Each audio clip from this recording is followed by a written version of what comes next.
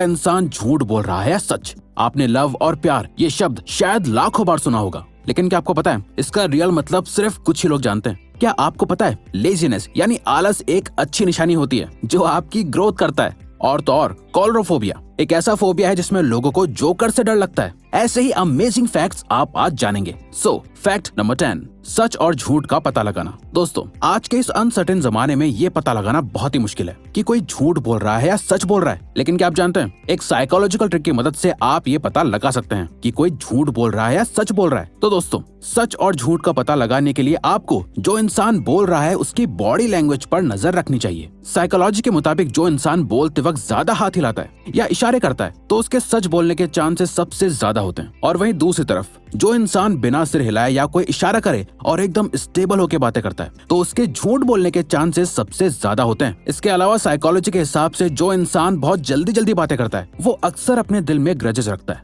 और ऐसे दिखाता है कि जैसे वो आपका बहुत अच्छा दोस्त है। नंबर 9, खुद की इम्पोर्टेंस। आपने हर किसी से सुना होगा कि हमें सब चीजों को इम्पोर्टेंस देनी चाहिए, लेकिन क्या आप जानते हैं एक इंसान को अपनी लाइफ में सबसे ज्यादा इम्पोर्टेंस 3 चीजों को देनी चाहिए। पहली खुद को, दूसरी अपनी फैमिली को और तीसरी अपने करियर को। आखिरकार यही 3 चीजें आपकी जिंदगी को आकार देती हैं और उसे साकार बनाती हैं। साइकोलॉजी के मुताबिक ये 3 चीजें ही इंसान को असल खुशी देती हैं। जब इंसान के अंदर सेल्फ कॉन्फिडेंस नहीं होता है या फिर उसके पास फैमिली और अच्छा करियर नहीं होता है तो वो सबसे ज्यादा बर्बाद महसूस करता है। जो लोग इन 3 चीजों को इम्पोर्टेंस ना देकर बाकी चीजों पर फोकस करते हैं वो कभी खुश नहीं रह पाते हैं, क्योंकि अच्छे कपड़े तो आपको कुछ दिन तक तो खुशी देते हैं लेकिन उनसे सारी जिंदगी नहीं कटती है। इसीलिए दोस्तों, आपको हमेशा अपने आप को, अपनी फैमिली को और अपने करियर को अहमियत देनी चाहिए। जब आप इन तीनों चीजों को इम्पोर्टेंस देंगे तो बाकी चीजें अपने आप सेटल होने लग जाती हैं। नंबर 8, दुश्मनी। क्या आप जानते हैं कि दुश्मनी का असल मतलब आखिर क्या होता है? दोस्तों, दुश्मनी सिर्फ वो नहीं होती है जो किसी को मारने या किसी को बुरा कहने से होती है, बल्कि दुश्मनी बहुत तरह की होती है।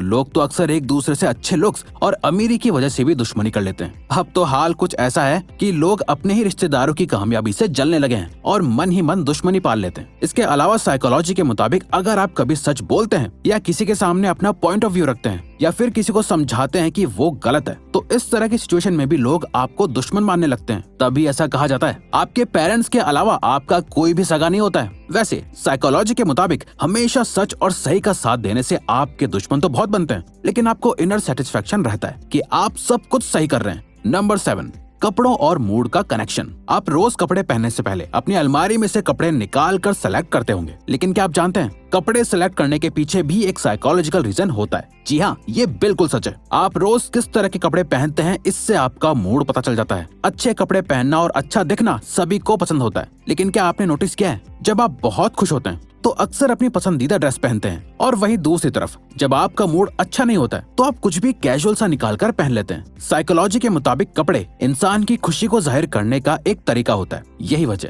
जब कोई मर जाता है तो सादा और सिंपल कपड़े पहने जाते हैं, और जब किसी की शादी होती है तो रंग बिरंगे कपड़े पहने जाते हैं। आप भी अपनी जिंदगी में रोज अपने मूड के हिसाब से ही कपड़े पहनते होंगे, लेकिन आपने इस बात पर कभी गौर नहीं किया होगा। नंबर 6, क्या सच में लड़कियां लड़कों से ज्यादा इमोशनल होती हैं? आज के मॉडर्न जमाने में हम सभी मेल और फीमेल के बीच इक्वालिटी की बातें करते हैं, लेकिन इसके साथ साथ हम लड़कों से ये भी उम्मीद करते हैं कि वो कभी भी रोए ना। क्या आपको ऐसा सही लगता है? इसके अलावा आपने नोटिस किया होगा कि बॉयज की तुलना में गर्ल्स बहुत जल्दी इमोशनल हो जाती हैं और रोने लगती हैं, लेकिन क्या आपने कभी सोचा है कि बॉयज इतनी जल्दी क्यों नहीं रोते हैं, जबकि फीलिंग्स तो बॉयज और गर्ल्स दोनों में इक्वली ही होती हैं? चलिए हम आपको बताते हैं। असल में दोस्तों, इसके पीछे भी साइकोलॉजी होती है। दरअसल साइकोलॉजी के मुताबिक लड़कों को बायोलॉजिकली ही नेचुरली इमोशंस को हैंडल करना आता है, और लड़कों के अंदर अपने आंसुओं को रोकने की क्वालिटी भी होती है। इसके अलावा अगर आप गौर करेंगे तो आपको पता चलेगा कि हम सभी लड़कों से ये उम्मीद करते हैं कि वो कभी रोए नहीं। हमारी सोसाइटी का मानना है कि रोने वाले लोग कमजोर होते हैं, और ये सोच बचपन से ही लड़कों के दिमाग में डाल दी जाती है, जिस वजह से लड़के बचपन से ही खुद को इमोशनली स्ट्रॉन्ग बना लेते हैं। जबकि साइकोलॉजी के हिसाब से रोने का किसी के कमजोर या मजबूत होने से कोई रिलेशन नहीं होता है, बल्कि साइकोलॉजी के मुताबिक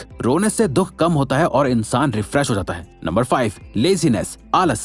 आज की इस दौड़ भाग भरी जिंदगी में भी अधिकतर लोगों को बहुत आलस आता है। हमारे बड़े हमें हमेशा कहते हैं कि बच्चों में तो फुर्ती होनी चाहिए, तुम इतने यंग होने के बाद आलस कैसे दिखा सकते हो? लेकिन दोस्तों, क्या आप जानते हैं साइकोलॉजी के मुताबिक लेजीनेस टीनेज उम्र के हिस्से का ही एक पार्ट होती है। साइकोलॉजिस्ट का मानना है कि आलसपन असल में टीनेजर्स की ग्रोथ का ही एक साइन होता है। इस लेजीनेस के पीछे असल में बहुत सी वजह होती है, जैसे स्कूल की थकावट और पढ़ाई का प्रेशर। वहीं दूसरी तरफ बड़े लोगों को लगता है कि टीनेजर्स हमेशा खाली और टेंशन फ्री होते हैं, इसीलिए उन्हें हमेशा फ्रेश और फुर्तीला रहना चाहिए। जबकि स्टडीज के मुताबिक 14 से 22 साल की उम्र के लोगों को सबसे ज्यादा टेंशन होती है, जैसे स्टडीज, लव, करियर और फेम। इसीलिए दोस्तों, आपको टीनेजर्स को आलसी कहने की जगह उन्हें हमेशा मोटिवेट करना चाहिए। नंबर 4, जिद, गुस्सा, गलती और अपमान। जब कोई भी चीज हमारे फेवर में होती है तो हमें बहुत अच्छा लगता है, वहीं अगर वो चीज किसी और के फेवर में हो तो हमें बहुत बुरा लगता है। ऐसी ही कुछ चीजें होती हैं अपनी जिद, गुस्सा, गलती और अपमान। ये वो 4 चीजें हैं जो अगर इंसान खुद करता है तो उसे बिल्कुल भी बुरा नहीं लगता है, लेकिन जब यही चीजें कोई और हमारे साथ करता है तो हमें बहुत बुरा लगता है। लेकिन क्या आपने कभी सोचा है कि ऐसा क्यों होता है? दरअसल दोस्तों, साइकोलॉजी के मुताबिक जब कोई इंसान खुद किसी बात की जिद, किसी चीज के लिए गुस्सा, कोई गलती या अपमान करता है तो उसे लगता है कि वो सही है और बाकी सब गलत है। और वहीं जब कोई दूसरा इंसान ऐसा करता है तो उसे इरिटेशन होने लगती है। अब आपको समझ आ रहा होगा कि इंसान अपने लिए तो सारी सहूलियत रखता है, लेकिन किसी और को ऐसा नहीं करने देते हैं, जैसे एग्जाम्स में चीटिंग करना।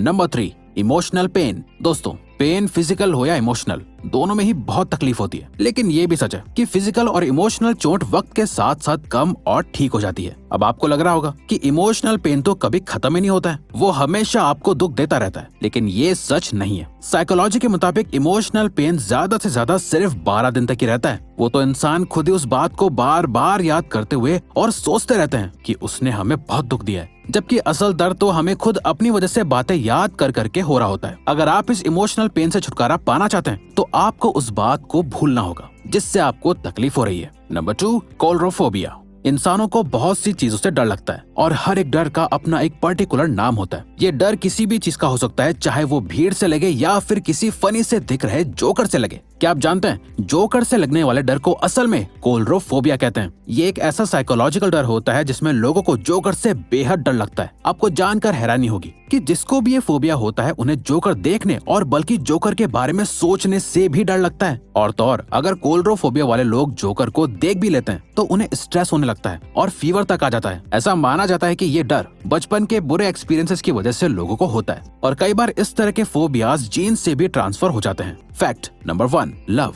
प्यार के मायने सभी लोगों के लिए अलग अलग होते हैं। कोई इंसान केयर करने को प्यार कहता है तो कोई किसी के अंडरस्टैंडिंग को प्यार समझता है। इसके अलावा एक प्यार वो भी होता है जब आपको कोई बिना वजह ही बहुत अच्छा लगता है। लेकिन क्या आप जानते हैं, प्यार के पीछे भी एक साइकोलॉजिकल रीजन होता है। जी हाँ, ये सच है। असल में जब आप किसी की तरफ अट्रैक्ट होते हैं तो आपकी बॉडी में एक केमिकल रिएक्शन होता है जिससे इंसान को सामने वाले की आवाज, लुक्स, एक्शंस और स्मेल बहुत अच्छी लगने लगती है, जिसके बाद इंसान को लगता है कि काश ये इंसान मेरी जिंदगी का हिस्सा बन जाए, और इसी को लोग प्यार का नाम देते हैं। जबकि साइकोलॉजिकली तो ये एक केमिकल रिएक्शन होता है